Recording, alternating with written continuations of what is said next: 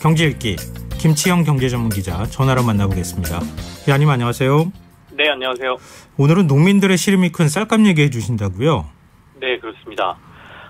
최근에 쌀값이 좀 너무 많이 빠져서 농민들의 걱정이 좀 큰 상황인데요. 한국농수산물유통공사 자료에 따르면 15일 기준으로 쌀 20kg 도매 가격이 46,800원 정도입니다. 1년 전에 56,300원 정도보다 한 9,400원 정도가 빠졌고요. 이걸 퍼센테이지로 계산해보면 16.8% 정도가 하락한 가격입니다. 네. 산지 쌀값으로 봐도 이번 달 초로 기준을 보면 20kg에 41,185원 정도로 전년보다 한 13,000원 정도가 지금 내려가서 산지 쌀값 기준으로 보면 한 24% 정도 지금 하락한 상황이거든요. 이렇게 전년 대비 하락률로 비교를 해보면 통계청이 관련 통계를 내놓은 1977년 이후에 45년 만에 산지 쌀 가격이 가장 크게 하락한 상황입니다. 상당히 심각하다고 봐야 될 것 같은데요. 근데 뭐 요즘 안 오르는 게 없다 이렇게 얘기할 정도로 고물가 상황이잖아요. 네네. 뭐 하다못해 비료 가격도 올랐을 거고 인건비도 올랐을 거고 농자재 가격도 다 올랐을 거 아니겠어요? 그럼 쌀값이 올라가는 게 사실은 정상인데 시장 논리로 보면. 근데 쌀값이 오히려 거꾸로 떨어지는 현상이 나타나는 이유는 뭡니까? 말씀하신 대로 이제 원재료라고 저희가 얘기할 수 있겠죠. 그러니까 농사를 짓는데 필요한 필수 농자재라든지 비료값 이런 것들은 굉장히 많이 올랐습니다. 필수 농자재 중에 하나인 비료값은 전년 비해서 지금 160% 정도가 올랐고요. 네. 면세유 같은 경우에도 100%, 농약값이라든지 축산농가 사료 뭐 이런 것들까지 다 고려하면 이런 가격들은 한 30% 이상. 그리고 또 농가에서 뭐 농민들만 하는 게 아니라 가끔 필요하면 여러 가지 그 인부들을 고용해서 하는 인건비는 최하 한 30% 정도 이렇게 상승한 상황이거든요. 네. 그러니까 이걸 그대로 쌀 가격에 반영한다라고 하면 쌀 가격이 올라야 당연하죠.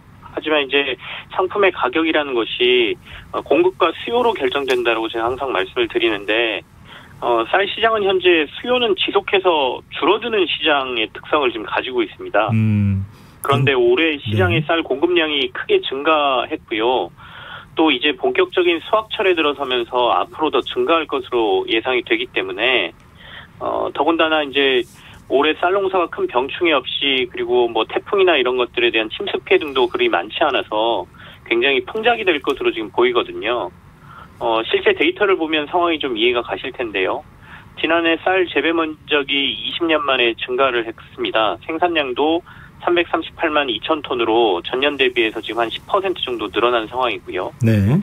그러다 보니까 전국 농협 쌀 창고에 쌓인 구곡, 다시 말해서 묵은 쌀이 포화 상태인 상황이거든요. 8월 기준으로 농협의 구곡 재고가 31만 3천 톤, 전년 대비해서 2배나 지금 늘어있는 상황이다 보니까 수요는 갈수록 줄어들고 공급은 이렇게 많다 보니 가격이 지금 빠지는 거죠. 실제로 수요는 실제 70년대 1인당 1년에 보통 저희가 130kg 정도 쌀을 소비한다라고 했었거든요.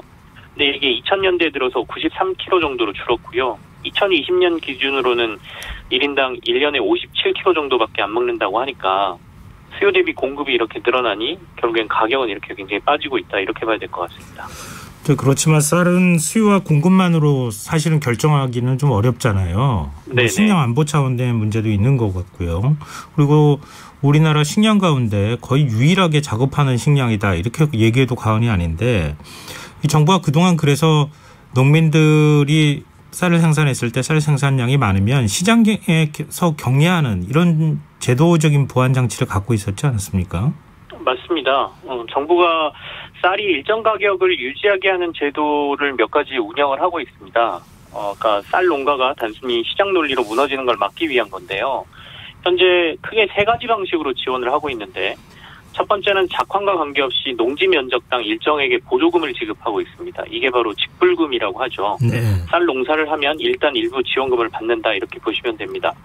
지난해 공익 직불금 중에 농민들에게 지급된 직불금이 70% 정도거든요. 그러니까 총 2조 2,663억 원이 지급됐는데 이 중에 70%는 농사를 짓는 쌀농가에게 돌아갔다 이렇게 보시면 되고요. 네. 두 번째는 이른바 공공비축분이라고 해서 정부가 매년 일정량의 쌀을 의무적으로 구매해주는 제도를 운영하고 있습니다. 기본적으로 쌀 생산량의 일부는 정부가 사들여서 시장에 줄어든 수요를 이제 보충해준다라는 거죠. 일종의 가격 유지 제도라고 볼 수 있습니다. 2021년 기준으로 45만 톤을 정부가 공공비축분으로 사들였고 여기에 투입된 돈은 약 1조 원가량입니다.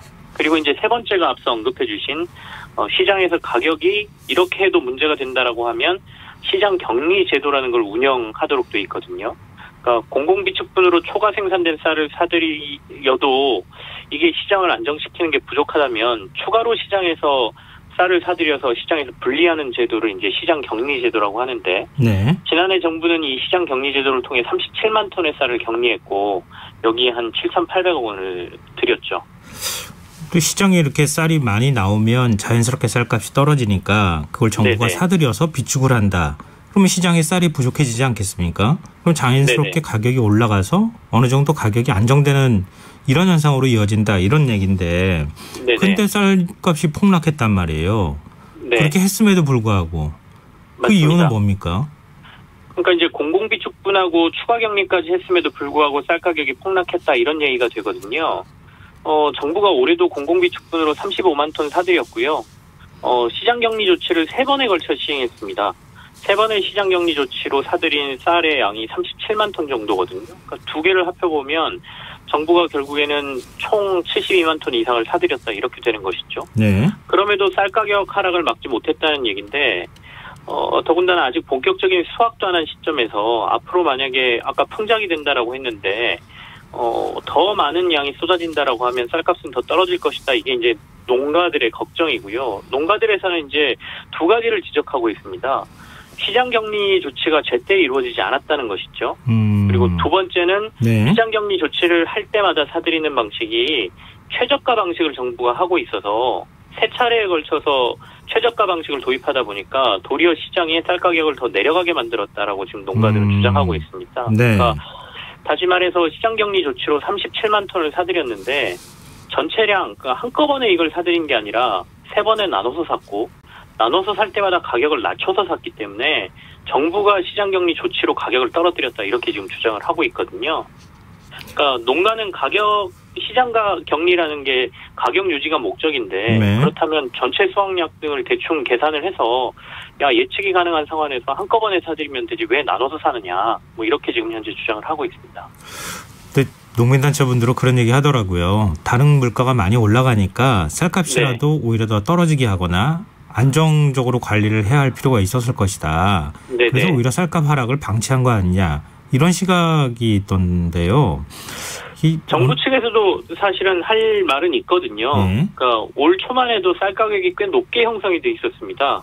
그렇다 보니까 아무리 수확량이 앞으로 많이 늘어난다고 하더라도 지금 그 상황에서 시장격리 제도를 시행했을 때 여기서 가격이 더 폭등을 할 가능성이 있다라고 봤던 것이고요. 그렇게 네. 얘기를 하고 있고요. 네. 그리고 두 번째는 예산이 정해진 상황에서 쌀 가격 유지를 위해서 무작정 비싼 가격으로 살 수는 없기 때문에 격리 제도를 할 때마다 최저가 제도를 도입하고 있고 이걸 예산에 맞춰서 나눠서 우리가 상황에 따라서 대응하는 것이지 한꺼번에 사기는 곤란하다 이렇게 얘기를 하고 있고요.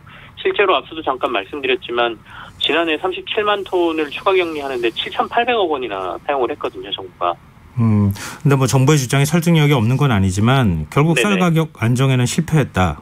뭐 이렇게 결론적으로 얘기할 수밖에 없는 상황인 것 같은데요. 네네. 그래서인지 정치권에서도 논쟁이 뜨겁더라고요. 네, 그렇습니다. 지금 이제 양곡관리법이 이슈로 떠올랐죠. 일단 이슈는 민주당이 지금 선정을 한 것 같습니다. 양곡관리법 개정을 밀어붙이겠다는 의지를 보이고 있는 상황이고 민주당이 추진하는 양곡관리법은 앞서 말씀드린 시장격리를 의무화하자는 내용이 요지인데요. 그러니까 기준을 명확히 정해서 이 기준을 넘어서면 무조건 시장격리 제도를 하자는 겁니다. 쌀 초과 생산량이 3% 이상이거나 쌀 가격이 5% 넘게 떨어지면 정부가 초과 생산된 쌀을 전부 사들이게 하는 제도입니다. 그리고 이걸 가격을 아까 지금 현재는 최저가로 사들인다고 말씀드렸지 않습니까? 네네. 그렇게 하지 말고 사들일 때도 추수철에 시장 가격으로 바로 사들이게 하는 게 이 양곡관리법 개정안의 핵심 내용입니다. 지난 15일에 농해수위 법안 소위에서 민주당 주도로 통과를 시켰고요. 지금 상임위, 본회의도 강행하겠다는 의지를 지금 보이고 있는 상황인데 여당 쪽은 일단 법안 소위에서 여야 합의 없이 강행한 데에 대해서는 날치기라고 비난을 하고 있고 지금 추진하는 양곡법 개정안이 시행될 경우에는 쌀 과잉 생산을 구조화할 수 있다며 반대 입장을 벌이고 있고요. 예. 그리고 정부가 이제 25일께 쌀 안정화 대책을 발표하기로 했으니 이걸 보고 결정해도 늦지 않다. 이렇게 얘기를 하고 있고 더군다나 한독숙 문총리도 대정부 질문에 나와서 양곡관리법 개정안에 대해서 법률로 하는 것이 적절한지에 대해서 굉장히 신중한 검토가 필요하다. 이렇게 또 입장을 밝히고 있습니다. 그러니까 지금 양곡관리법 개정안 내용 말씀해 주셨지만 쌀을 네네. 사들이는 걸 임의조항으로 돼 있는 것을 지금 의무조항으로 바꾸겠다. 의무조항. 네, 맞습니다. 이렇게 하면 그때그때마다 시장이 안정될 수 있도록 공급량을 조절할 수 있는 기능들이 되살아날 수 있을 것이다. 이제 이런 네. 얘기로 연결되는 것 같은데요. 근데 사실은 앞서도 저희가 얘기를 나눠봤지만 식량 안보에 관한 문제도 있고 농민들의 네. 소득을 보존해줘야 하는 문제도 있고 또 지금 이제 결국은 또 소비가 줄어들어 가지고 나타나는 또 너무 공급 과잉 현상도 있고 굉장히 네. 많은 문제들이 복잡하게 얽혀 있는 거 아니겠어요? 맞습니다. 근데 어떤 거 하나 제대로 이렇게 딱 하고 해결하기는 좀 쉽지 않을 것 같거든요. 맞습니다. 지금 양곡관리법 개정안이 통과된다고 해서 시장 문제가 지금 해결될 상황은 아니고요. 이것도 어떻게 보면 단기적인 대책에 불과할 수도 있습니다. 그래서 단기 대책과 장기 대책이 지금 좀 병행이 돼야 되는 상황인 것 같습니다. 그러니까 양곡관리법 개정안이 통과되면 어쩌면 지금 논란이 되고 있는 우유 시장과 비슷해질 수도 있거든요. 실제로 쌀 과잉 생산의 구조화가 될 수 있고요. 그렇게 되면 농가의 경쟁력은 떨어지고 수요는 주는데 생산량은 계속 늘어나고 하는 문제가 될 수가 있죠.